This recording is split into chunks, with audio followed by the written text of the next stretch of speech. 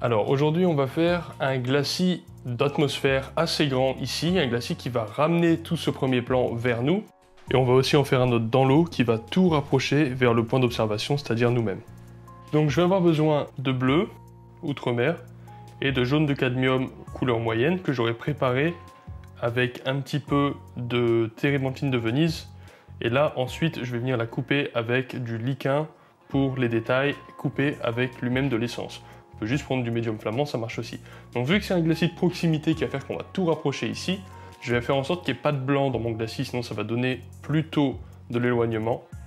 Et je vais pas le diluer énormément, tu vois sur ma palette je fais quelque chose qui est quand même assez puissant, et c'est plus après lorsqu'on va faire comme ça, par la transparence, que ça va se faire.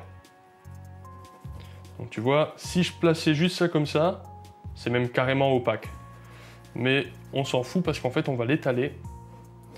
On va l'étaler pas mal, tu vois. Donc je l'étale un peu comme un sauvage. Et maintenant, voilà. Comme un bourrin. Faut pas avoir peur d'y aller avec les mains, faut pas avoir peur de contraster pas mal. Tant que c'est transparent, et qu'on voit quand même ce que j'ai fait avant, ça va, parce que ça me sert d'indication pour le futur, et puis parce que c'est sympa de ne pas avoir à perdre tous ces contrastes à chaque fois, évidemment. Après, vers le haut, tu vois, je peux rajouter un tout petit peu de blanc dans mon mélange, et puis, pareil, je vais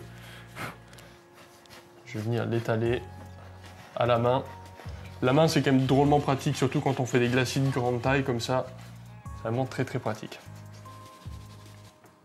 Là, tu vois, je trouve que c'est un peu trop. Donc suffit d'en enlever un peu, c'est pas un problème.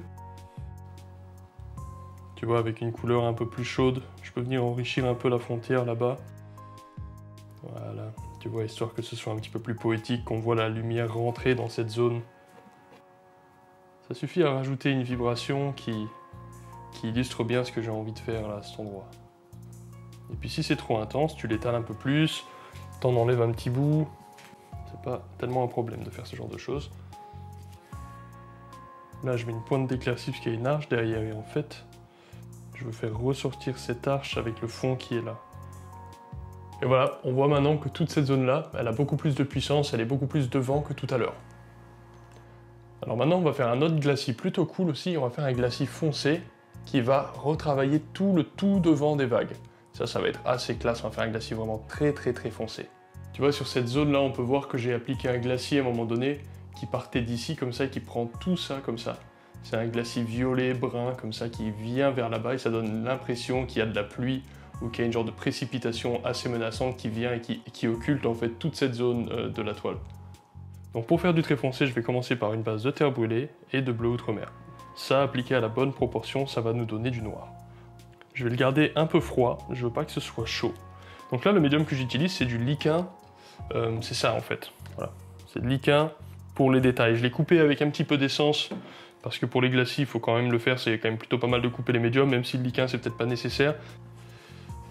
Ce que je veux, c'est que le liquide que j'applique, si je l'étale pas, il soit vraiment presque opaque, voire même opaque, et en fait, quand je commence à l'étaler plus, c'est là où on commence à voir la transparence apparaître. Je veux pas avoir un truc qui soit trop transparent. Après, plus tard, quand c'est plutôt les finitions, effectivement, on peut faire des glacis qui soient très transparents, mais là, si tu veux, j'en suis pas à ce point-là de la peinture. Donc, si tu veux, je vais vraiment écraser mon glacis là sur ma peinture pour l'étaler un maximum. Voilà, tu vois, les mains, c'est drôlement pratique. Là, tu vois, j'ai repris juste du médium, et puis je vais juste revenir chahuter un peu ma peinture sur la toile. Faut pas être trop pressé, ça va mettre un peu de temps à mordre, hein, il n'y a pas trop de stress. Tu vois, voilà, tranquillement. Je peux venir un petit peu là. Si je veux par exemple avoir un glacis très léger de cette couleur sur la zone un peu plus lumineuse, encore une fois je reprends du médium, que du médium, et tu vois il y en a déjà dans mon pinceau et tout, de la couleur dont j'ai pas besoin de reprendre de la couleur. Donc ton glacis, si tu veux, même si ça c'est on va dire un seul glacis, eh bien tu vas pouvoir lui apporter des textures et des intensités différentes, des opacités différentes, selon la zone où tu es en train de le travailler. Tu n'es pas obligé de tout faire de façon super homogène sur un seul glacis.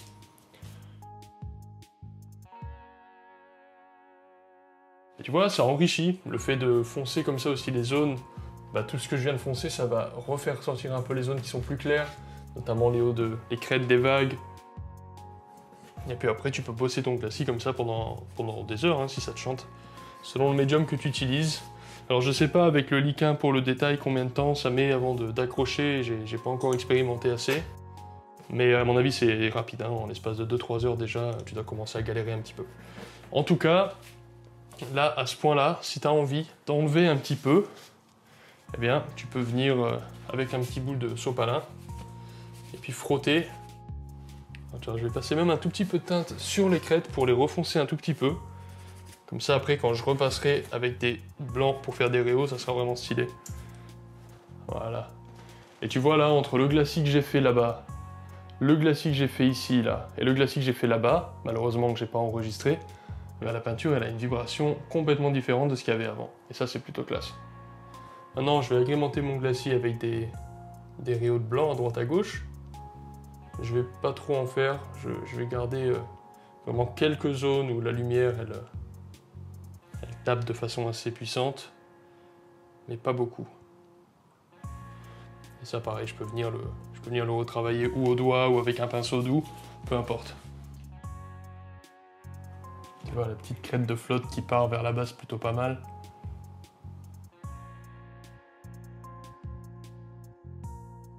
Donc voilà, c'était assez cool. On a fait un glacis sur toute cette zone ici, avec du vert, un vert assez puissant, assez foncé, sans blanc dedans. Ça a permis à toute cette zone-là de se rapprocher un petit peu. Il y a encore pas mal de boulot à faire sur toute la partie du bâtiment, évidemment les détails.